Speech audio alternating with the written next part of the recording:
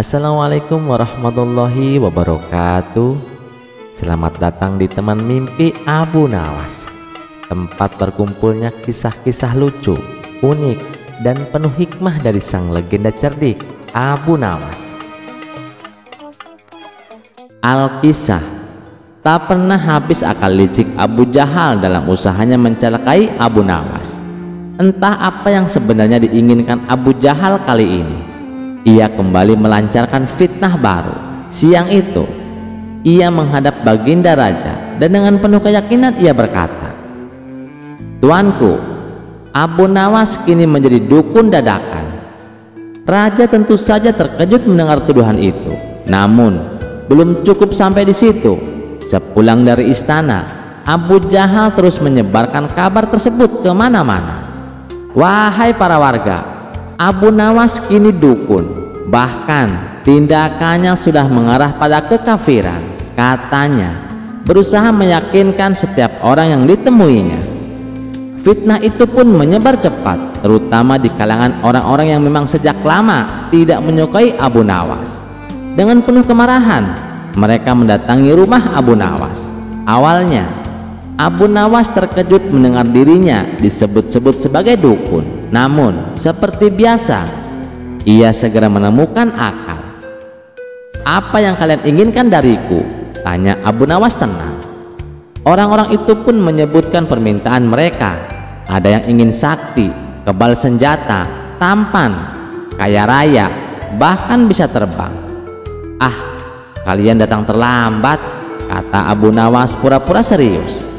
"Aku memang sudah memberikan beberapa jimat pada orang lain, tapi menurut arwah nenek moyang yang merasukiku, jimat-jimat itu hanya bisa dibagikan pada malam hari."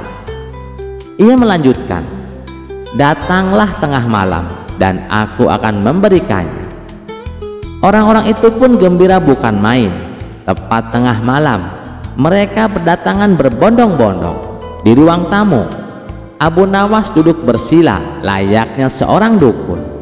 Satu persatu mereka maju dan menerima jimat berupa batu kerikil hitam. "Ini adalah batu dari arwah nenek moyangku," kata Abu Nawas penuh wibawa.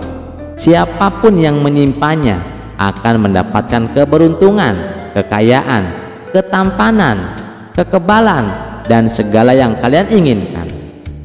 Orang-orang itu pun mempercayainya. Lalu dengan suara lantang, Abu Nawas berkata, "Sebentar lagi akan muncul dukun lain yang katanya lebih hebat dari aku.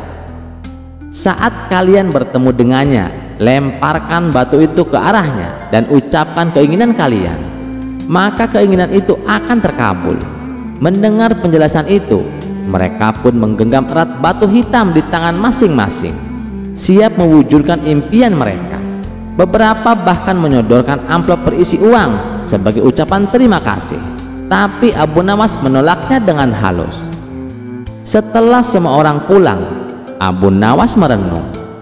Ia yakin Abu Jahal lah biang dari fitnah ini. "Baiklah," katanya dalam hati, "siapa menggali lubang, dia sendiri yang akan jatuh ke dalamnya." Hari demi hari, nama Abu Nawas sebagai dukun sakti semakin terkenal. Banyak orang datang dan memberinya uang, tapi ia selalu menolaknya sambil berseloroh. "Sekarang hamba lebih kaya dari Baginda Raja. Sekeranjang uang emas hamba terima setiap hari hanya karena jadi dukun." Berita itu pun sampai ke telinga Abu Jahal. Ia marah besar. "Kurang ajar, maksudku agar Abu Nawas dijauhi rakyat dan raja, kok malah jadi kaya raya?" Dengan hati yang penuh iri, Abu Jahal akhirnya memutuskan untuk meniru Abu Nawas. Ia menyuruh orang-orangnya menyebarkan kabar bahwa dirinya kini menjadi dukun hebat. Kabar itu pun sampai ke telinga orang-orang yang sebelumnya menerima batu jimat dari Abu Nawas. Ketika Abu Jahal keluar dengan pakaian ala dukun dan berdiri di halaman rumah, orang-orang itu sudah siap. Mereka berbondong-bondong datang, lalu secara serempak mengeluarkan batu kerikil hitam dan melemparkannya ke arah Abu Jahal sambil berteriak, "Aku ingin kaya, aku ingin kebal, aku ingin gagah dan tampan." Abu Jahal panik bukan main. Iya, sahutnya sambil berusaha menghindari lemparan batu. Ia lari terbirit-birit masuk ke dalam rumah. Sementara orang-orang terus melempari rumahnya sambil bersorak-sorai. Setelah puas, mereka pulang dengan wajah gembira. Tinggallah Abu Jahal yang bingung dan heran. Mengapa bisa dirinya malah dilempari? Dari kejauhan, Abu Nawas hanya tersenyum. Ia bukan senang melihat Abu Jahal dipermalukan, tapi ia berharap kejadian itu bisa menyadarkan sang menteri agar berhenti menyebarkan kebencian dan fitnah. Kisah selanjutnya dikisahkan, Abu Jahil sangat menaruh dendam kepada Abu Nawas. Ia terus mencari cara agar bisa membalaskan dendamnya. Tapi setiap kali Abu Jahil berusaha menjebak Abu Nawas, justru ia sendiri yang kena getahnya. Kurang ajar Abu Nawas. Ada saja cara dia lolos dari jebakanku, gerutu Abu Jahil. Setelah merenung agak lama, akhirnya Abu Jahil mendapatkan ide, sebuah siasat busuk untuk balas dendam. Esok paginya, Abu Jahil menyusun rencana jahat tersebut. Ia mendatangi warung penjual minuman keras. Kemudian ia membeli 1 botol dan memasukkannya ke dalam sebuah karung.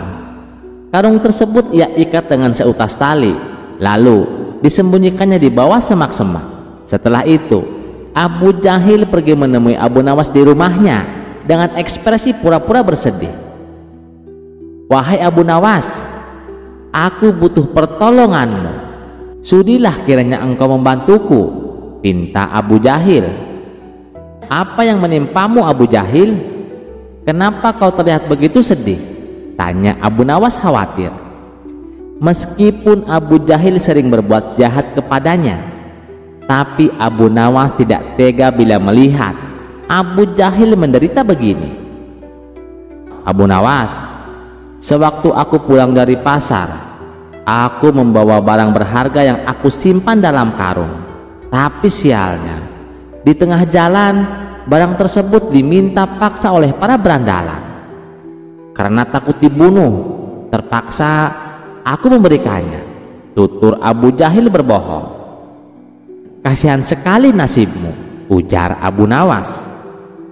Iya Abu Nawas, dan saya sempat melihat mereka menyimpan barang berhargaku di sebuah semak-semak yang berada di depan warung penjual minuman keras.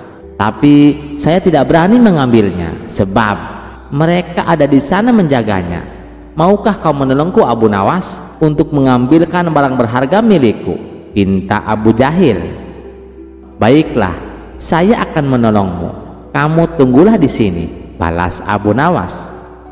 Abu Nawas yang tidak menaruh rasa curiga dan segera pergi untuk mengambil karung yang berisi sebotol minuman keras. Setelah Abu Nawas sudah tidak kelihatan, Abu Jahil segera menuju pos penjagaan. Kemudian ia melaporkan kepada beberapa prajurit kerajaan yang sedang berjaga di pos tersebut. Wahai prajurit, tadi saya melihat Abu Nawas beli sebotol minuman keras, lalu ia sembunyikan di dalam sebuah karung. Kenapa tidak kalian tangkap Abu Nawas? Ucap Abu Jahil. Mendengar laporan tersebut, beberapa prajurit didampingi Abu Jahil segera bergegas menuju warung penjual minuman keras. Sementara Abu Nawas yang berhasil menemukan karung milik Abu Jahil langsung mengambilnya dan membawanya pulang untuk dikembalikan kepada Abu Jahil. Untunglah para berandalan tersebut sudah pergi, jadi aku bisa dengan mudah mengambilnya, batin Abu Nawas. Saat dalam perjalanan pulang, Abu Nawas berpapasan dengan Abu Jahil dan beberapa prajurit istana. Oh, ternyata Abu Jahil juga meminta bantuan para prajurit. Pasti dia khawatir terjadi sesuatu padaku, pikir Abu Nawas dengan pede. Belum sempat Abu Nawas berkata, tiba-tiba Abu Jahil berteriak, "Itu dia Abu Nawas!" Karung yang dibawanya pasti berisi botol minuman keras. Sontak Abu Nawas terkejut dan heran. "Apa-apaan kamu Abu Jahil? Maksudmu apa berkata demikian?" tukas Abu Nawas. "Sudah, kamu jangan pura-pura bodoh Abu Nawas. Kali ini kamu tidak bisa mengelak," balas Abu Jahil. Saat para prajurit menggeledah karung yang dibawa Abu Nawas, mereka mendapati sebotol minuman keras. Abu Nawas pun akhirnya ditangkap dan dibawa menghadap Baginda Raja. "Kurang ajar kau Abu Jahil, kau telah menjebakku," teriak Abu Nawas. Abu Jahil justru tertawa puas menyaksikannya. "Kali ini dendamku pasti terbalaskan. Abu Nawas pasti akan mendapatkan hukuman berat," pikir Abu Jahil. Ketika mereka menghadap Baginda Raja, Abu Jahil berkata, "Paduka yang mulia, saya hendak melaporkan Abu Nawas. Dia telah kedapatan membawa botol minuman keras. Untunglah para prajurit istana langsung menangkapnya," ucap Abu Jahil. Abu Jahil menuntut supaya Abu Nawas dipenjara dengan dakwaan telah minum minuman keras. Sebenarnya Baginda Raja tahu kalau Abu Nawas tidak melakukannya, sebab tidak mungkin Abu Nawas berani membawa pulang minuman keras. Bisa-bisa ia kena damprat oleh istrinya, dan juga tidak tercium aroma miras dari mulutnya. Tapi Baginda Raja sengaja ingin menguji kecerdikan Abu Nawas. "Benar begitu Abu Nawas?" tanya Baginda Raja. Mendengar pertanyaan Baginda Raja, Abu Nawas hanya terdiam. "Aku harus cari cara supaya bisa lolos dari jebakan Abu Jahil," pikir Abu Nawas dalam hati. "Hai Abu Nawas, kamu ditanya kenapa diam saja?" bentak Baginda Raja. "Ampun Paduka yang mulia, tuduhan Abu Jahil tidak benar Paduka. Tuduhan tersebut hanya dibuat-buat. Apa buktinya kalau saya minum minuman keras?" bantah Abu Nawas. "Itu buktinya. Apa kamu buta?" ucap Abu Jahil sambil menunjuk botol yang ada di dalam karung. "Kamu tidak bisa mengelak lagi Abu Nawas. Buktinya sudah ada.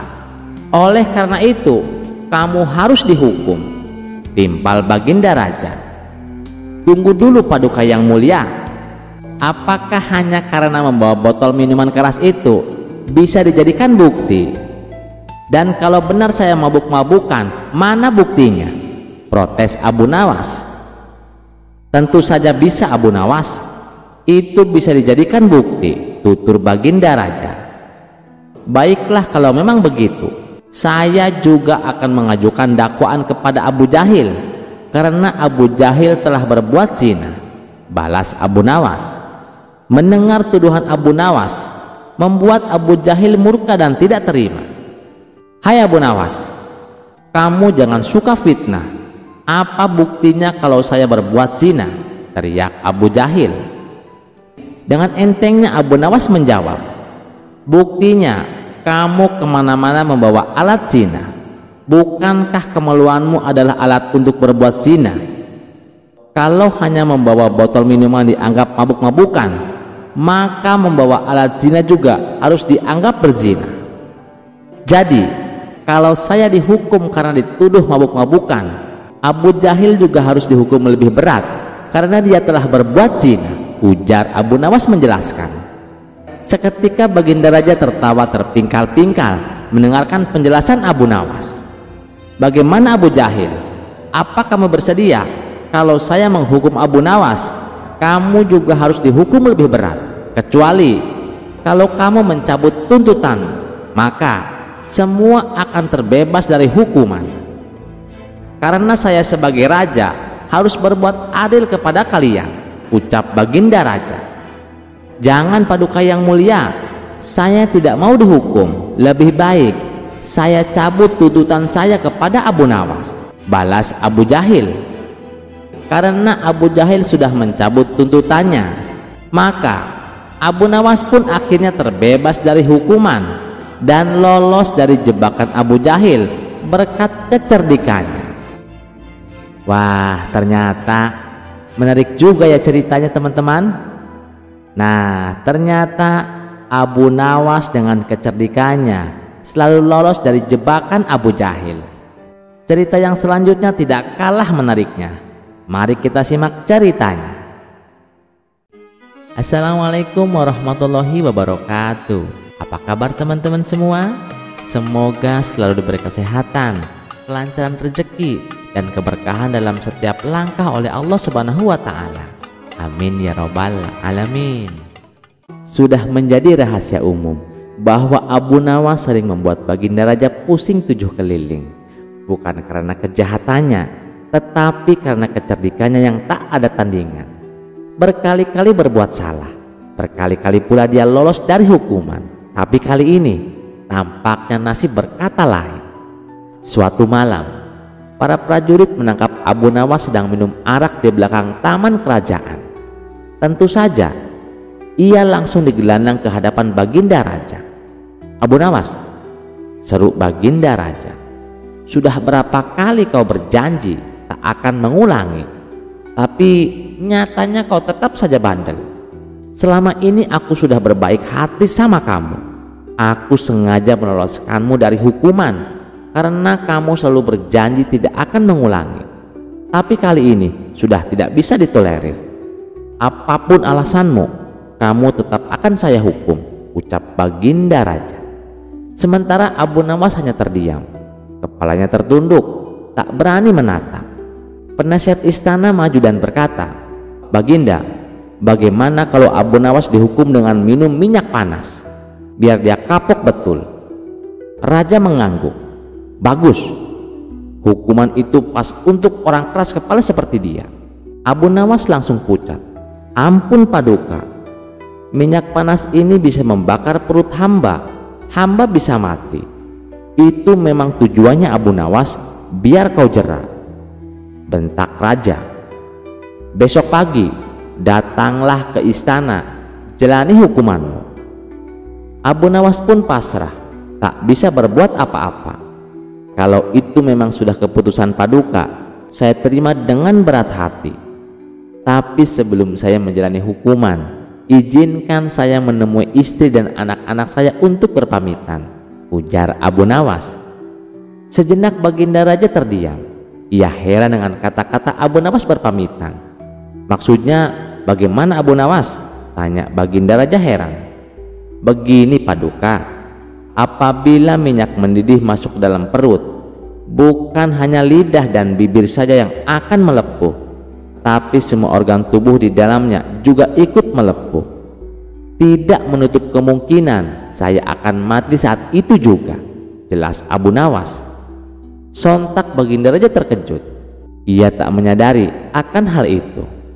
"Kasihan juga Abu Nawas, tapi masa saya harus menarik kembali ucapan saya itu? Tidak mungkin. Nanti martabat saya sebagai raja akan jatuh," pikir Baginda Raja. "Baiklah Abu Nawas, saya penuhi permintaanmu. Sekarang juga kamu pulang, tapi besok kamu harus sudah di sini," titah Baginda Raja. Abu Nawas pun pulang ke rumah dengan wajah murung.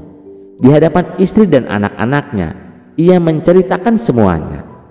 Tangisan pecah, istrinya sampai bersimpuh sambil berkata, "Mengapa Baginda Raja setega itu? Minyak panas itu sama saja hukuman mati." Namun Abu Nawas hanya berkata lirih, "Sudahlah, jika ini memang sudah takdir, tolong ikhlaskan kepergianku." Tapi siapa sangka, malam itu saat semua tertidur dalam kesedihan, Abu Nawas tidak tidur. Ia menatap langit sambil memikirkan rencana. Tiba-tiba ia berkata, "Wahai istriku, apakah masih ada makanan? Aku lapar sekali." "Iya, ada gorengan tadi, tapi minyaknya sudah aku simpan. Soalnya masih panas. Baru setengah jam lalu aku matikan apinya." Abu Nawas langsung menoleh. "Masih panas, tapi nanti juga dingin." Wah, senyum licik pun muncul di wajahnya. "Aku tahu apa yang harus aku lakukan." Tapi Abu Nawas sengaja tidak memberitahu istrinya, sebab ia tidak ingin rencananya menjadi berantakan. Setelah menjelang pagi hari, Abu Nawas mengumpulkan para tetangganya. Ia memberitahu mereka bahwa dirinya hari itu akan dihukum mati, dan ia meminta agar para tetangganya ini ikut bersamanya ke istana. Berita mengejutkan itu tentu saja membuat mereka kaget. Mereka tak menyangka Baginda Raja setega itu kepada Abu Nawas. "Kamu kan dekat dengan Baginda Raja, kenapa kamu tidak meminta ampun darinya?" tanya mereka. "Biarlah, nasi sudah menjadi bubur. Lagian Baginda Raja juga tidak akan mencabut ucapannya," terang Abu Nawas. Maka berangkatlah Abu Nawas ke istana dengan didampingi keluarga dan para tetangga. Melihat kedatangan Abu Nawas bersama orang banyak, Baginda Raja pun bertanya, "Hai Abu Nawas, kenapa kau membawa orang banyak sekali? Apakah hendak melawanku?" "Maaf Paduka, mereka hanya ingin mengantar kepergianku. Barangkali ini adalah hari terakhirku." Raja hanya mengangguk. "Baiklah, siapkan minyak panasnya." Prajurit pun membawa bejana besar berisi minyak yang baru saja mendidih. Asapnya mengepul, aromanya menusuk hidung. "Minumlah Abu Nawas," perintah raja. Abu Nawas menangkupkan tangan. "Ampun Paduka, sebelum saya menjemput ajal, izinkan saya berpamitan satu persatu pada keluarga dan para tetangga saya." Raja melirik jam pasir. "Ya sudah, cepat." Abu Nawas lalu mulai drama. Ia memeluk istrinya dengan tangisan palsu, mencium anak-anaknya satu persatu, lalu pamit ke tetangga kiri kanan, depan belakang. Bahkan ia sempat memberikan wejangan singkat kepada keponakan tetangganya. Orang-orang yang hadir pun ikut bersedih. Tak terasa air mata Baginda Raja juga ikut menetes. Sebenarnya Baginda Raja tidak tega, tapi ia tak mungkin membatalkan hukuman. Sang istri begitu erat memeluk Abu Nawas, seakan-akan tidak ingin berpisah. Lalu Abu Nawas menghampiri satu persatu tetangganya. Ia menyampaikan permintaan maaf dan berpamitan karena banyak tetangga yang ikut hadir. Tentu saja memakan waktu yang cukup lama, hingga minyak yang tadinya panas mengepul kini sudah tak lagi berasap. Akhirnya Abu Nawas berdiri dan berkata, "Paduka, saya sudah siap." Dengan perlahan ia mengambil bejana dan menenggak minyak itu sampai habis. Semua menahan nafas, tapi anehnya Abu Nawas tidak apa-apa. Raja kaget. "Hei, bukankah itu minyak panas?" Abu Nawas tersenyum. "Benar Paduka, minyak ini tadinya panas, tapi karena saya terlalu sibuk berpamitan, kini sudah dingin. Paduka hanya memerintahkan saya untuk meminum minyak panas. Tidak disebutkan waktunya kapan harus diminum." Raja melongo lalu menepuk jidat. "Kau ini memang licik luar biasa." Akhirnya Abu Nawas pun bebas dari hukuman dan pulang bersama rombongan pengantar yang kini malah jadi konvoi kemenangan. Ia tertawa sambil berkata, "Ingat, bukan kekuatan yang menyelamatkan, tapi akal sehat dan sedikit drama." Pesan moral yang dapat kita ambil dari cerita ini, jangan berburu-buru marah dan jangan sepelekan orang cerdik. Kadang yang terlihat lemah justru bisa membalikkan keadaan hanya dengan akal dan waktu yang tepat. Kisah selanjutnya. Di sudut kota Baghdad tersembunyi sebuah rumah kosong yang sudah lama ditinggalkan. Rumah itu terkenal sebagai tempat angker, penuh dengan cerita tentang penampakan dan suara-suara aneh di malam hari. Tapi siapa yang cukup berani untuk mendekatinya? Tentu saja Abu Nawas. Suatu malam, karena sebuah taruhan konyol dengan teman-temannya, Abu Nawas nekat masuk ke rumah hantu itu. Ia tertawa kecil sambil berkata, "Apa itu hantu? Paling-paling hanya kucing kelaparan." Namun, begitu ia melangkahkan kaki ke dalam, suasana berubah. Rumah itu sunyi, terlalu sunyi. udara terasa dingin seperti disentuh tangan tak kasat mata. Abu Nawas melangkah pelan, membiarkan bunyi desiran angin dan dari lantai kayu tua mengisi telinganya. Tiba-tiba, kas! Sebuah vas pecah sendiri di sudut ruangan. Lampu gantung berayun-ayun tanpa sebab. Abu Nawas menelan ludah. Tawanya yang biasa membahana kini berubah menjadi gumam kecil. Siapapun itu, kalau bercanda, ini kelewatan, katanya sambil berusaha tetap tenang.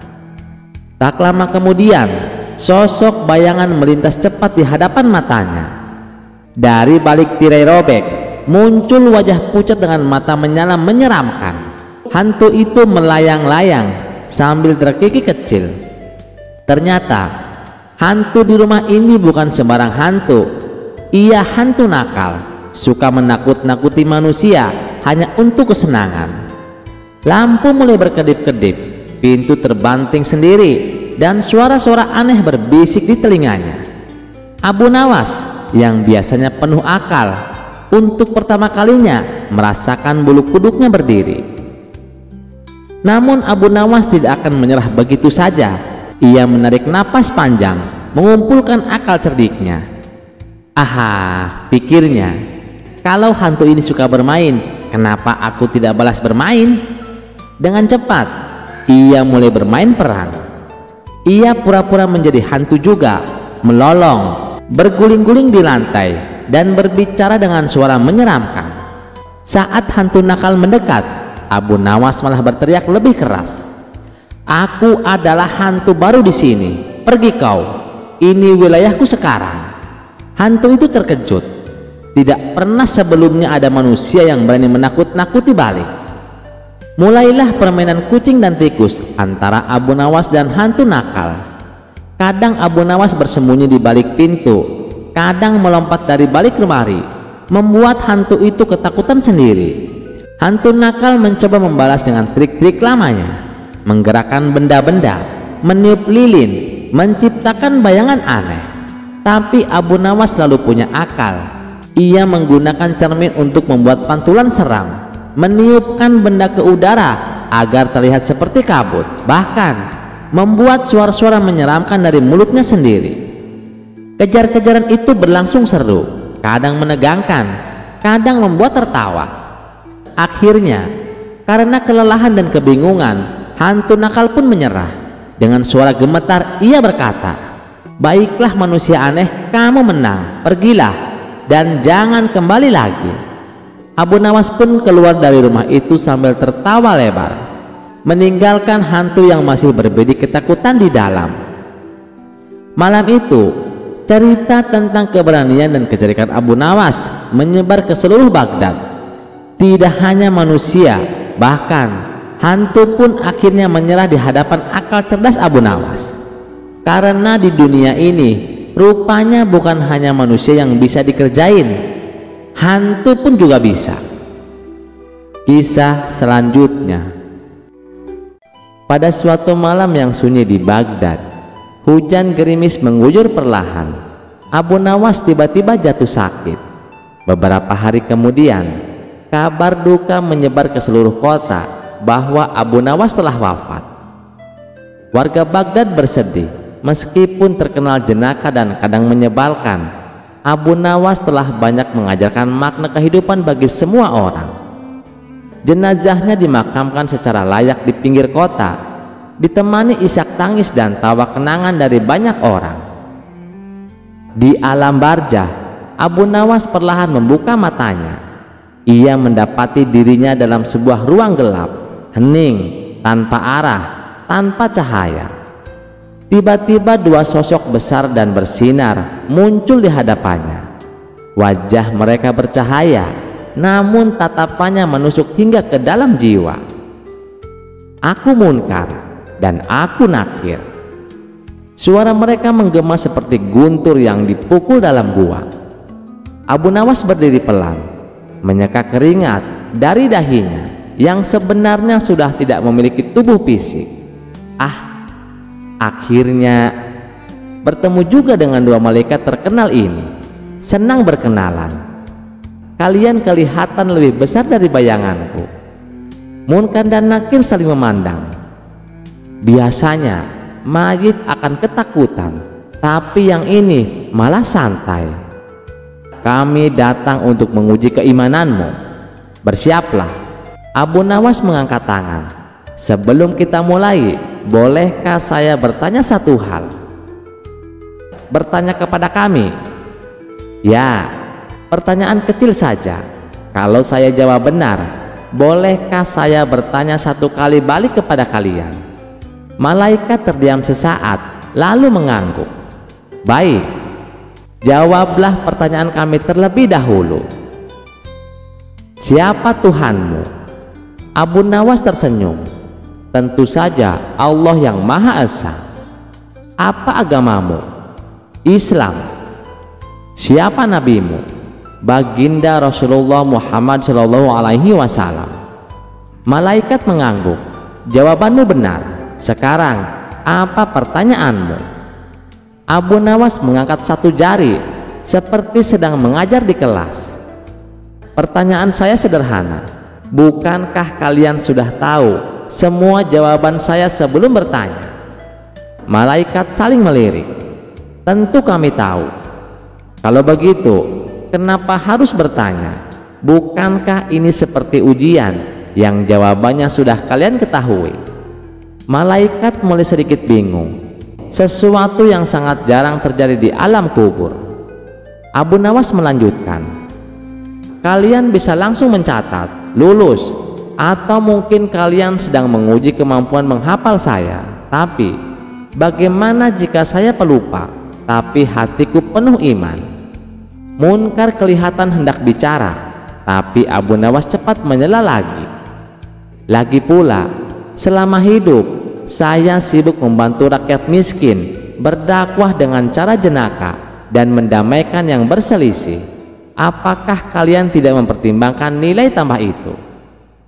Nakir berkata, ini bukan negosiasi wahai manusia. Baiklah, kata Abu Nawas, tapi izinkan saya memberikan perbandingan. Jika seorang murid menjawab semua soal ujian dengan benar dan gurunya tetap menyuruhnya mengulang kelas, bukankah itu zalim? Kami tidak zalim. Nah, itu yang ingin saya dengar. Jadi saya lulus kan? Malaikat terdiam. Biasanya tidak ada yang bisa berbicara sepanjang ini di alam kubur. Bahkan orang alim sekalipun hanya menjawab sependek mungkin. Tapi Abu Nawas berbeda. Ia tidak hanya menjawab, tapi ia berdebat. Munkar akhirnya berkata, Abu Nawas, kau dikenal cerdas di dunia, tapi alam ini bukan tempat bermain kata. Siapa bilang saya bermain? Jawab Abu Nawas, saya hanya ingin memastikan bahwa sistem pengujian ini adil, bukan hanya prosedural. Nakir menatap Abu Nawas tajam. Kau ingin menguji kami, Abu Nawas? Bukan, saya hanya ingin tahu apakah kecerdasan yang digunakan untuk menegakkan kebenaran juga dianggap ibadah. Sebab selama ini saya menggunakan logika untuk menertawakan kebodohan, menghibur yang sedih, dan menyadarkan yang lalai. Hening beberapa saat, lalu malaikat berkata, kau telah menjawab dengan benar, tapi pertanyaanmu juga menjadi ujian untuk kami. Sebelum mereka pergi, Abu Nawas memanggil, tunggu, masih satu hal lagi. Malaikat mulai waspada. Apalagi wahai manusia? Saya hanya ingin tahu, bolehkah saya membawa humor ke surga? Atau apakah kalian lebih suka suasana yang hening dan tegang seperti sekarang ini? Untuk pertama kalinya dalam sejarah barzah, Munkar dan Nakir nyaris tersenyum. Abu Nawas kembali terbaring di dalam liang kubur, tersenyum damai. Malaikat telah pergi dan catatan amalnya tengah ditimbang di alam lain. Namun di dunia, banyak orang masih bercerita bahwa bahkan di alam kubur Abu Nawas berhasil menunjukkan kecerdasannya bukan untuk melawan, tapi untuk menyampaikan bahwa iman bukan hanya hafalan, tapi juga pemahaman, keikhlasan, dan kebijaksanaan dalam melihat kebenaran. Kisah selanjutnya.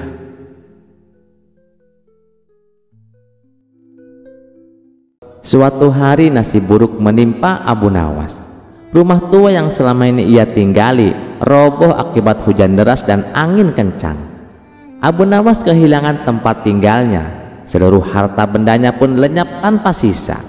Ia butuh rumah baru dan ia tahu tidak ada orang lain yang cukup kaya untuk membantunya selain Baginda Raja. Sayangnya, meminta bantuan secara langsung bukanlah pilihan yang memungkinkan. Ia tahu Baginda Raja memang murah hati, namun ia juga dikenal sebagai sosok yang sangat bangga diri, sombong, dan percaya takdir serta ramalan. Maka Abu Nawas pun mulai menyusun rencana liciknya. Malam itu Abu Nawas duduk termenung di bawah langit penuh bintang. Ia berpikir lalu tersenyum penuh arti. Kalau Baginda Raja suka ramalan, kenapa tidak kubuat ramalan khusus untuknya? Ia segera mengarang sebuah kisah mimpi mistis penuh simbol, pesan langit, dan tentu saja rumah mewah. Keesokan harinya, dengan jubah compang-camping tapi gaya berjalan bak bangsawan, Abu Nawas masuk ke istana. Ia berpura terengah-engah, seakan baru terbangun dari mimpi panjang yang mengguncang hidupnya. "Wahai Baginda Raja," kata Abu Nawas dengan suara berat dan penuh drama, "aku datang membawa kabar dari langit." Sultan yang tengah bersantai mendongak penasaran. "Apa maksudmu, Abu Nawas?" Abu Nawas melanjutkan, "Maaf Baginda, semalam aku bermimpi didatangi 7 malaikat dan 1 jin penjaga takdir. Mereka berkata bahwa keberlangsungan kerajaanmu bergantung pada sebuah rumah megah yang dibangun sesuai kemuliaan namamu." Sultan terbelalak. "Rumah? Benar Baginda, rumah itu harus dibangun dengan taman yang menghadap ke arah matahari terbit. Tiangnya dari kayu cedar pilihan dan jendelanya menghadap ke arah bintang keberuntunganmu, Buruj Al-Mu'azzam. Jika tidak, wahai Baginda, rezekimu akan menurun dan kerajaan bisa kehilangan kejayaan." Abu Nawas menghela napas dalam-dalam lalu menatap lurus pada Baginda Raja. Dan anehnya, rumah itu bukan untuk Baginda, melainkan harus dibangun untuk seorang wakil rakyat yang mewakili kebijaksanaan dan kecerdikan bangsa. Sultan yang suka disanjung pun langsung merasa bahwa ini adalah panggilan takdir. "Dan orang itu yang kau maksud adalah dirimu sendiri, Abu Nawas?" tanya Baginda Raja. "Aku tidak berani berkata begitu Baginda," jawab Abu Nawas sambil menunduk rendah. "Namun dalam mimpi itu Baginda, malaikat menyebut namaku 3 kali." Baginda terpesona. Dalam benaknya, mimpi itu bukan hanya ramalan, itu adalah perintah langit. Ia merasa bangga, bahkan surga mempercayainya untuk menjaga takdir kerajaan melalui pembangunan rumah mewah untuk Abu Nawas. "Baiklah," kata Baginda mantap, "panggil arsitek terbaik." "Baiklah," kata Baginda mantap, "panggil arsitek terbaik. Bangun rumah sebagaimana yang digambarkan Abu Nawas." Abu Nawas pura-pura menolak, lalu dengan berat hati menerima takdir tersebut. Dalam hatinya ia menarik kegirangan. Beberapa bulan kemudian, rumah baru yang megah berdiri indah di pinggir sungai dengan taman rapih, pilar tinggi, dan jendela-jendela indah menghadap ke arah bintang keberuntungan. Abu Nawas tinggal di dalamnya dengan nyaman tanpa mengeluarkan 1 keping pun uang, dan Baginda Raja, ia masih tersenyum bangga mengira dirinya telah menyelamatkan nasib kerajaan. Masyarakat Baghdad pun hanya bisa menggeleng-geleng kepala sambil berkata, "Abu Nawas lagi-lagi menang." Dan yang ia tipu kali ini tidak lain adalah sang penguasa sendiri. Kisah ini kembali membuktikan bahwa kecerdikan dapat mengalahkan kekuasaan. Dengan satu mimpi palsu dan sejuta kepandaian, Abu Nawas berhasil mendapatkan rumah mewah tanpa harus membayar. Sementara Baginda Raja yang terlalu percaya pada mimpi dan sanjungan menjadi korban dari permainan sang penipu ulung. Apakah Abu Nawas akan terus berhasil dengan tipu dayanya? Mari kita simak kisah selanjutnya. Dikisahkan suatu hari Abu Nawas dipanggil ke istana. Saat memasuki istana, Abu Nawas dihebohkan para pejabat kerajaan sudah berkumpul dengan wajah tegang di ruang utama istana. "Ada apa ini? Apa yang terjadi?" tanya Abu Nawas. Salah satu penasehat mendekat dan berbisik, "Abu Nawas, ini darurat. Baginda Raja sekarat." Mendengar itu, senyum Abu Nawas perlahan memudar. Ia melangkah ke ruang peraduan raja dan terkejut melihat sang baginda terbaring lemah. Tubuhnya dingin seperti salju, wajahnya pucat, dan suaranya nyaris tak terdengar. Hanya matanya yang terbuka menatap kosong ke langit-langit.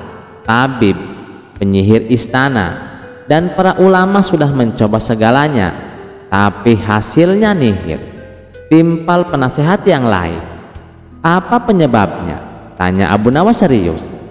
Salah satu tabib menjawab pelan, "Sebuah kutukan kuno dilemparkan oleh seorang dukun sakti yang tersinggung oleh raja dalam debat terbuka. Ia menyimpan dendam dan mengutuk Baginda secara halus tapi mematikan. Tak ada obat untuk ini," sambungnya. Abu Nawas hanya tersenyum tipis lalu berbisik, "Kalau sihir yang menanam, maka akal yang akan mencabutnya." Dalam hati ia menggumam, "Pasti dukun tua jelek itu lagi. Tak kapok-kapok juga main-main kutuk-kutukan." Pada malam harinya Abu Nawas bergerak cepat. Ia mengenakan jubah hitam lusuh, menyamar sebagai utusan istana. Dengan tongkat kayu tua dan langkah mengendap-endap, ia menuju hutan angker tempat sang dukun tinggal, di sebuah gubuk reot yang diselimuti kabut, yang dimana burung hantu pun ogah singgah. Setibanya di sana, ia mengetuk pintu dengan pelan. Tok, tok, tok. Pintu terbuka dan keluarlah sang dukun. Rambut acak-acakan, mata menyala merah, dan mulutnya komat kamit membaca mantra. "Apa kau datang untuk memohon belas kasihan?" tanya sang dukun dingin. Abu Nawas membungkuk rendah dengan suara pelan tapi meyakinkan. Ia berkata, "Bukan dukun agung, justru aku membawa kabar baik. Sang raja sangat berterima kasih atas kutukanmu. Semenjak itu beliau menjadi lebih tenang, bijak, bahkan katanya tidur lebih nyenyak dari sebelumnya." Sang dukun memicingkan mata. "Apa maksudmu?" "Beliau malah ingin memberikan hadiah emas dan jabatan penasihat kerajaan kepadamu, karena katanya kutukanmu membawa perubahan besar dalam dirinya." Sang dukun terdiam beberapa saat, lalu tertawa terbahak-bahak. "Apa? Jadi kutukanku malah membuatnya bahagia?" Dengan wajah merah padam, sang dukun mengangkat tangan dan berteriak, "Kalau begitu, aku cabut kutukannya, biar dia kembali ke sifat aslinya yang menyebalkan itu. Lihat apakah dia masih bisa tenang." Begitu mendengar itu, Abu Nawas buru-buru pamit dengan pura-pura panik, lalu melesat pulang ke istana. Dalam hati ia menyengir puas. "Terima kasih dukun, kau terlalu mudah dipancing." Keesokan harinya, raja bangun dari tidurnya. Tubuhnya mulai hangat, wajahnya cerah, dan suaranya kembali lantang. "Abu Nawas," panggilnya. "Kemarilah sang penyelamatku." Abu Nawas datang dengan langkah ringan dan wajah kalem. Sang raja memeluk erat Abu Nawas. "Bukan sihir, tapi akalmu yang menyelamatkanku," katanya. Abu Nawas hanya tersenyum dan berkata, "Kadang yang kita butuhkan bukan pedang atau mantra, tapi satu kalimat yang tepat di waktu yang tepat." Kisah selanjutnya dikisahkan, Baginda Raja baru saja melantik hakim istana yang baru. Hakim tersebut terkenal jujur dan juga baik hati. Yang paling disukai Baginda dari hakim baru ini, ia gemar berburu di hutan seperti dirinya. Suatu hari di sela-sela waktu santai Baginda Raja, ia memanggil hakim baru tersebut untuk menghadapnya. "Bagaimana pekerjaanmu? Apakah ada kasus yang sulit diselesaikan?" tanya Baginda Raja. "Alhamdulillah Paduka, semua pekerjaan masih bisa saya atasi," jawab hakim istana. "Bagus, awas jangan main-main dengan jabatanmu. Kalau kamu sampai ketahuan menerima sogokan, saya bukan hanya akan memecatmu, tapi juga akan memenjarakanmu," ancam Baginda Raja. "Jangan khawatir Paduka, saya ini bukan tipe orang yang suka disogok. Malah saya justru membenci perbuatan itu. Saya ini kan sudah kaya Paduka, buat apa menerima sogokan? Bukankah Paduka tahu sendiri, gaji saya sebagai hakim sepenuhnya saya sumbangkan untuk fakir miskin," ujar hakim istana. "Baguslah, saya percaya padamu. Oh ya, saya dengar katanya kamu gemar berburu di hutan. Bagaimana kalau besok kita berburu bersama-sama?" ajak Baginda Raja. "Dengan senang hati wahai Paduka yang mulia, saya terima ajakan Paduka," balas hakim istana. "Baiklah, besok kita berangkat, tapi saya akan mengajak Abu Nawas," timpal Baginda Raja. Abu Nawas yang saat itu sedang cekcok dengan istrinya langsung menerima ajakan Baginda Raja. Dengan begitu, ia bisa menghindari omelan sang istri. Singkat cerita, Abu Nawas, hakim istana, dan Baginda Raja pergi meninggalkan istana. Ketiganya memulai perjalanan menuju hutan. "Abu Nawas, apa kamu punya saran? Hutan yang mana yang akan kita tuju?" tanya Baginda Raja. "Ada Paduka, hutan di seberang lautan. Di sana banyak hewan kijang, tapi hutan tersebut terkenal angker," jawab Abu Nawas. "Sama setan saja masa takut? Ayo kita ke sana," balas Baginda Raja. Ketiganya lalu menuju hutan yang terkenal angker. Saat akan memasuki hutan tersebut, Abu Nawas mulai merasakan aura mistis. "Paduka, apa Paduka yakin akan masuk ke dalamnya?" tanya Abu Nawas. "Tenang saja Abu Nawas, saya dan hakim istana sudah pengalaman keluar masuk ke dalam hutan," jawab Baginda Raja. Tidak berapa lama, tampak seekor kijang muncul di hadapan mereka. Baginda Raja dan hakim istana langsung mencabut anak panah dan membidiknya. Tapi sayang, bidikannya mereka meleset sehingga membuat kijang tersebut berlari ke tengah hutan. "Ayo kita kejar," teriak Baginda Raja. Mereka pun mengikuti arah larinya kijang. Sedang asik-asiknya mengejar hewan buruan, tiba-tiba muncul seekor harimau. Melihat ada mangsa di depannya, harimau itu langsung mengejarnya. Baginda Raja dan Abu Nawas serta hakim istana spontan kabur menghindari kejaran harimau. Setelah beberapa lama kemudian, akhirnya mereka bertiga pun selamat. Namun mereka dihadapkan permasalahan baru. Pasalnya, mereka tidak tahu arah jalan pulang. Mereka bertiga tersesat di tengah hutan yang angker.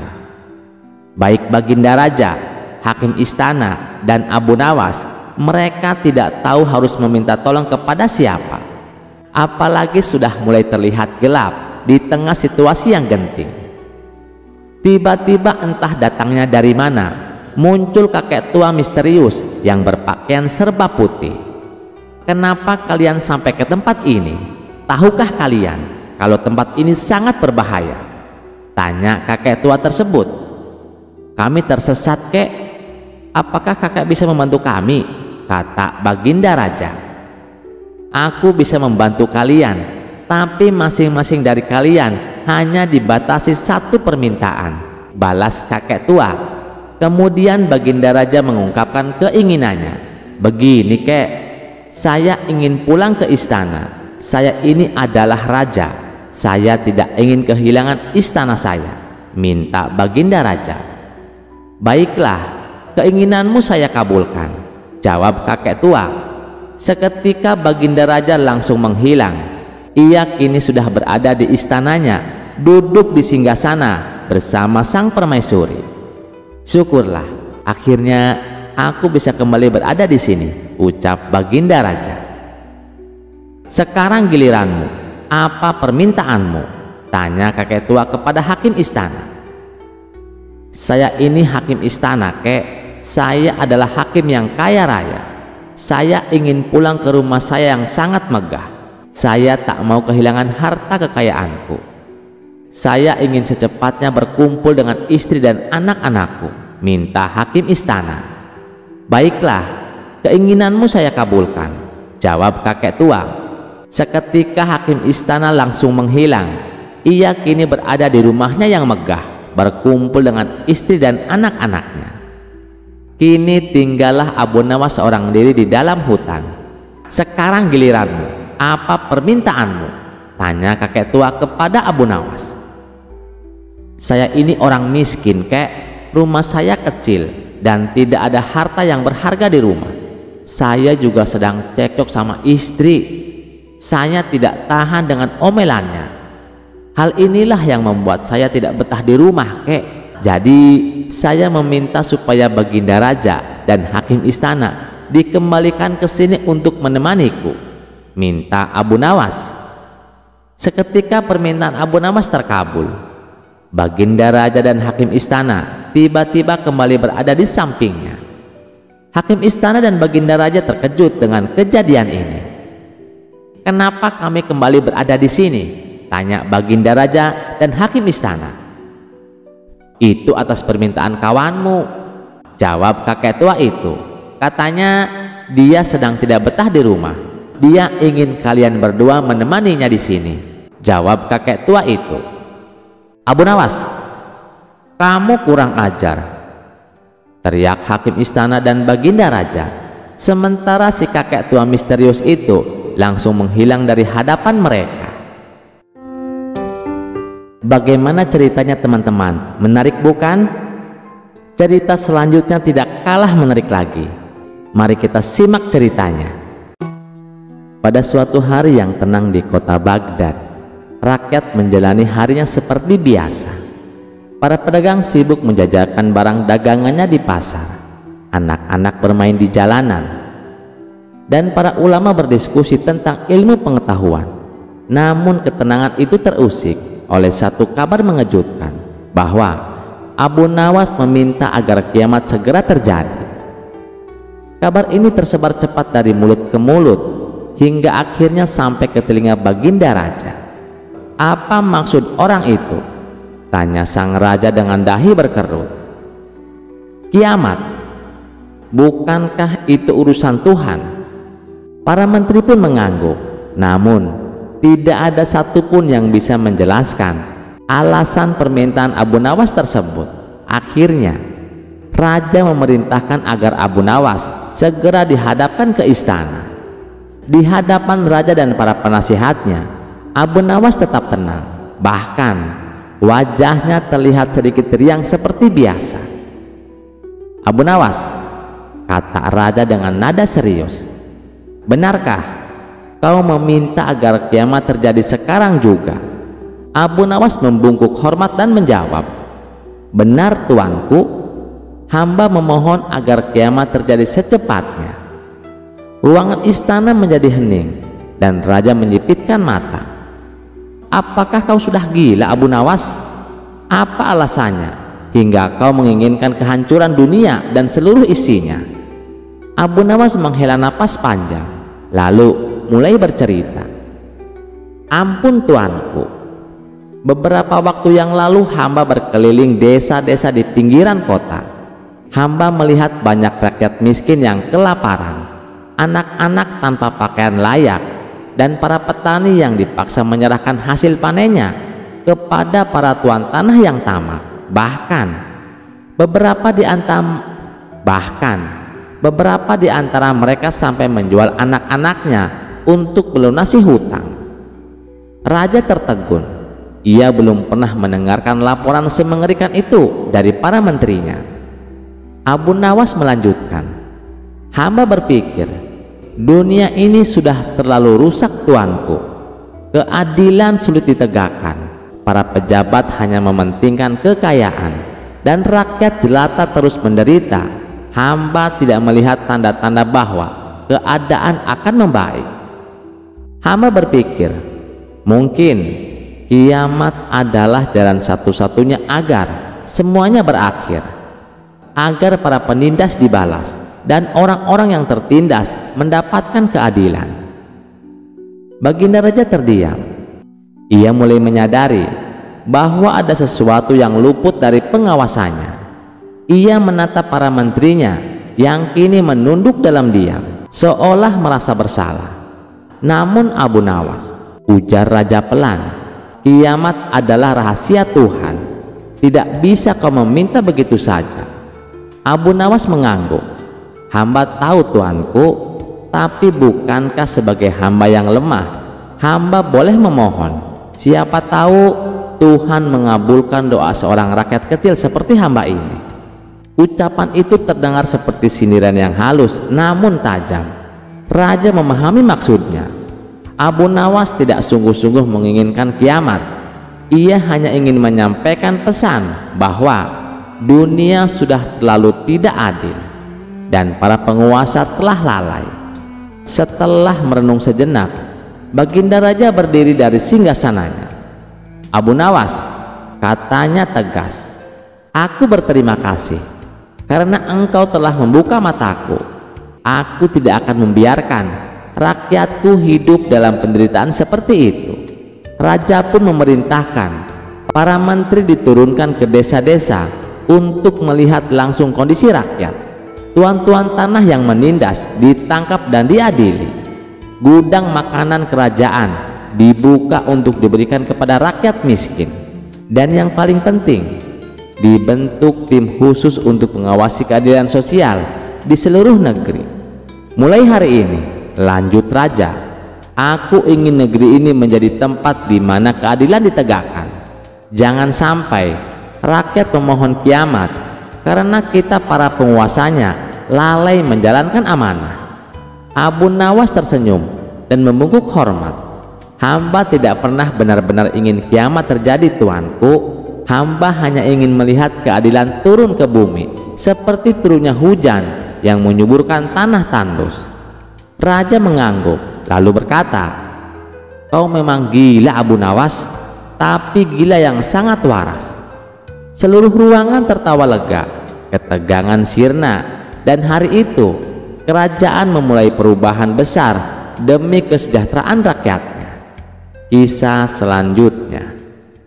Raja Harun al-Rasyid duduk di singgasananya dengan senyum penuh kelicikan. Ia tak pernah bosan menguji kecerdasan Abu Nawas. Hari itu ia memanggilnya ke istana dengan tantangan baru. Ketika Abu Nawas tiba, raja berkata, "Abu Nawas, aku ingin kau menghitung semua bintang di langit. Jika kau bisa melakukannya, aku akan memberikanmu hadiah besar. Tapi jika tidak, kau akan dianggap tidak lagi cerdik dan akan dihukum." Abu Nawas mengelus janggutnya dan menjawab, "Ampun Baginda, menghitung bintang di langit itu sangat mustahil Baginda." Raja tersenyum penuh tipu daya. "Jadi kau menolak Abu Nawas?" "Tidak Baginda, tidak. Hamba tidak menolak." "Baiklah Baginda, saya akan melaksanakan tugas ini." Saat Abu Nawas keluar dari istana, beberapa menteri menertawakannya.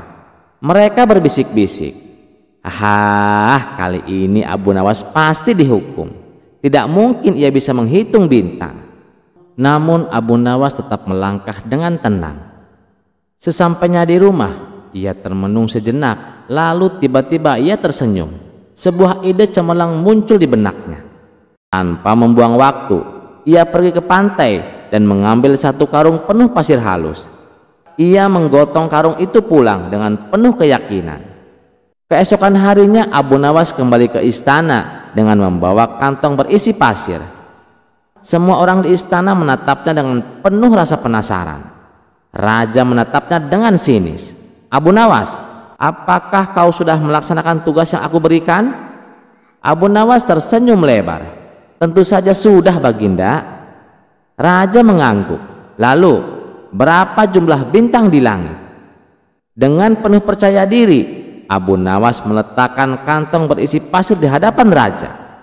"Baginda, semua bintang di langit ada di dalam karung ini." Semua orang terkejut dan mulai berbisik-bisik. Raja pun segera membuka karung tersebut dan ternyata isinya hanyalah pasir. Seketika wajah raja berubah merah padam. "Apa-apaan ini, Abu Nawas? Ini hanya sekarung pasir," bentak raja dengan marah. Abu Nawas tetap tenang dan menjawab, "Benar, Baginda, pasir yang ada di dalam karung ini jumlahnya sama dengan jumlah bintang di langit.